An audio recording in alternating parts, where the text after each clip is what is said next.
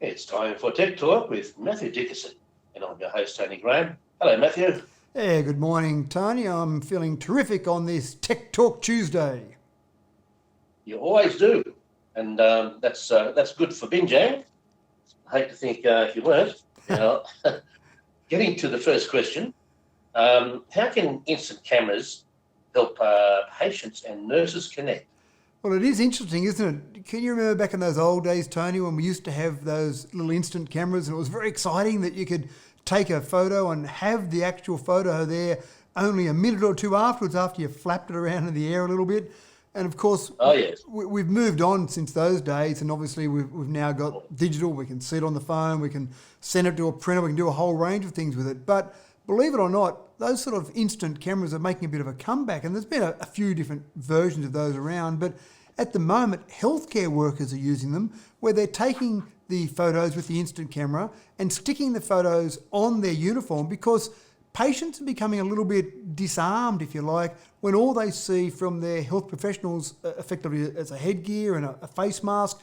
And in some cases, and a friend of mine actually got admitted to hospital with suspicion of COVID-19, and they thought they were going into a nuclear holocaust, because you had all these people completely covered up, and they had no idea who was sitting there behind all these masks. So the idea is that these healthcare professionals taking photos with these instant cameras, sticking the photos on the uniform so people get a bit of an idea of who they're actually talking to. So it's something where it's a little bit of the old, it's coming back to the new, and taking advantage of that.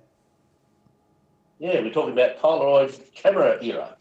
Going back to those old Polaroid days, yeah, and of course Polaroid, the company, no longer exists anymore, unfortunately. They obviously got swept up or got thrown out in the whole sweeping of new technology, but the same concept now is coming back. And I see even my kids have got some of those sort of instant cameras, and they take those little photos and they stick up around their room, the little photos, and you think we used to kill for that in the old days, and then that all got thrown away, and now Polaroid would be sitting there going, oh no, we missed the boat again. Yeah, it's a bit late now, though. Yeah, that's right. Yeah. Now, what is the latest manufacturer's claim in relation to the life of a car battery? Well, there is one Chinese car battery manufacturer that said that they've got a product, a battery product, that will be good for 2 million kilometres. And they're talking about probably a 16-year lifespan is the sort of time frame. Now, most automakers at the moment that are producing electric vehicles and electric batteries are talking of maybe, and they're talking miles, 60,000 to 150,000 miles. So they're talking about dramatically less than that, obviously, and they're talking about giving 3 to maybe 8-year warranty on those batteries. So getting 16 years and 2 million kilometres out of it is quite impressive. So the company in question is called Contemporary Amperex Technology, or CATL is what it's known for short. And basically they've got a range of manufacturers, or a range of car manufacturers that they work with. Tesla's obviously the one that's best known of those.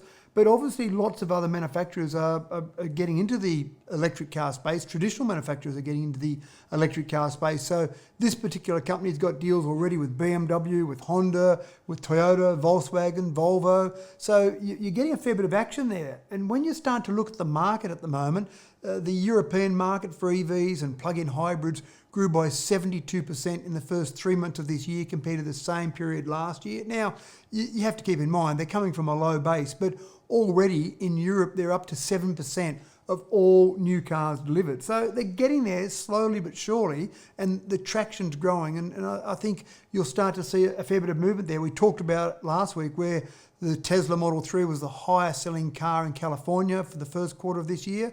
So things are happening. It's happening quite quickly. I think the sovereign risk question might come into play there somewhere along the line, but we'll have to wait and see there, I guess. Yeah, quite possibly. Now, Matthew, it's very topical at the moment. Now, group selfies are a thing of the past with COVID-19 restrictions, but are they, do you think? Yeah, they may not be. Apple's just been given a patent by the US Patent Office to basically have what's called a synthetic group selfie. So they started looking at this patent, they started actually developing this about 2 years ago, before any of us had thought of or heard of COVID-19, but it becomes absolutely relevant now. So the idea that they first put forward in their patent was that you could take a photo and I could take a photo, and if we weren't in the same location, we could make it look like we're in the same location, or maybe we wanted to take a group selfie and it wasn't quite right. We didn't have the framing quite right or something not quite right about it. So essentially we could adjust those photos to have a better group selfie. But now, when we're obviously lots of people are in different locations, this patent becomes absolutely relevant where we can take photos in individual locations, put them together, give one person out of the group of us the job to put together all those into one selfie and effectively end up with that group selfie. So a synthetic group selfie might be a thing of the future. It hasn't actually come through on any of the products from Apple yet, but the fact that the patent's been granted obviously means that they're pretty keen to get that out into some products in the real world. Yeah, so are you a selfie man, Matthew? I don't do a lot of selfies. With the kids, I do some selfies. When you're around the kids, you've got to do selfies. We haven't done something together unless there's a selfie to prove it. So with the kids, I do a few, but it depends. I mean, we're videoing this interview, so maybe that's a good enough version of a selfie, if you like.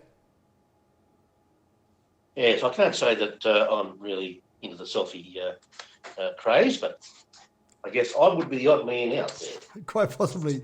Selfie sticks, though, they were obviously huge a couple of years ago, and you don't see many sold of those, but whenever you go to any popular tourist location, you'll still see a few people with the selfie sticks. And earlier in the year, I spent a month tripping around Spain, and this is back when we could travel, and obviously well before COVID-19 hit, with Spain hit so badly with that. But the number of selfie sticks I saw at popular locations as I travelled around, certainly it reminded me that selfie sticks are still popular. Yeah. Now, you've been listening to Tech Talk with Mathew Dickerson on Binjang 91.5. I'm your host, Tony Graham. Stay tuned this afternoon at 20 minutes to 4 for the next edition. Back to the great music and community information on Binjang. Talk to you this afternoon, Tony. Talk to you this afternoon, Matthew.